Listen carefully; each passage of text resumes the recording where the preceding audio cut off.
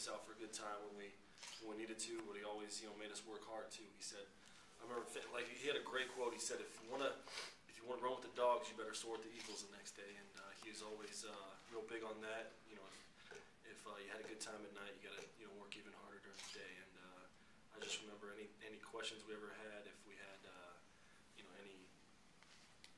any problems with the manager, any problems with another player, would always come to him first. Say, hey, how would I handle it?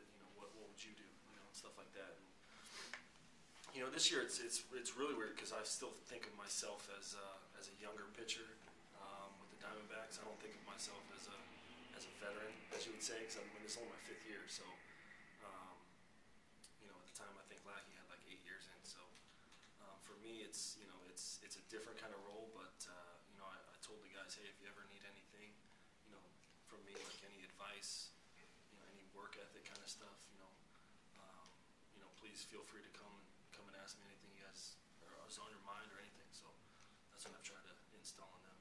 Well, have the guys like Daniel Hudson and Barry Enright asked the same questions that you asked Lackey when you were in LA? A little bit. There's a lot of it's like experience stuff. Like how was this? What did you do in this situation? Like what rules did you follow?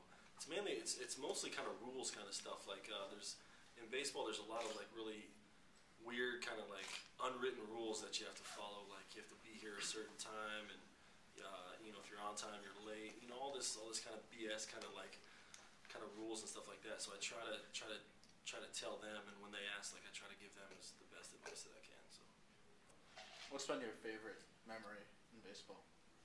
Oof. Good question. It's got to be the All-Star game in 2008 when I went to New York for sure.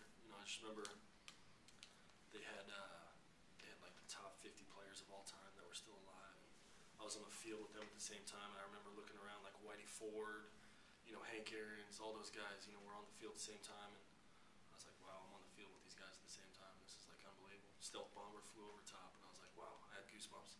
That was awesome. A little bit, so I was like, spring training's out in Arizona. I love the golf. The winters in Virginia are miserable, and there's nowhere to work out in Virginia really to throw or work inside or anything like that. So I was like, let me get in contact with somebody and see where it goes. So I flew out here, met Greg's son. He took me around, and a few weeks later, we found a place, and I bought a place, and then flew back to Virginia, and then me and my buddy drove 36 hours straight out here. So that was the thing. I know you're happy in LA, but you probably, if you had to go somewhere, Arizona's got to be best choice, right? Yeah, it was. It was. It was a great trade. At first, it was tough just because you feel like you almost feel betrayed. At first, because you're like, you come up with an organization for so long, and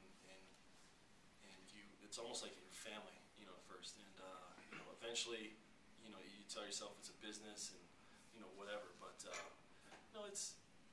it was hard. It was hard because most of the boys were my good friends. That I left, and it was tough. But I always told myself if I ever did get traded, hopefully it's here because I live here and it's the National League. So couldn't ask for anything more, honestly.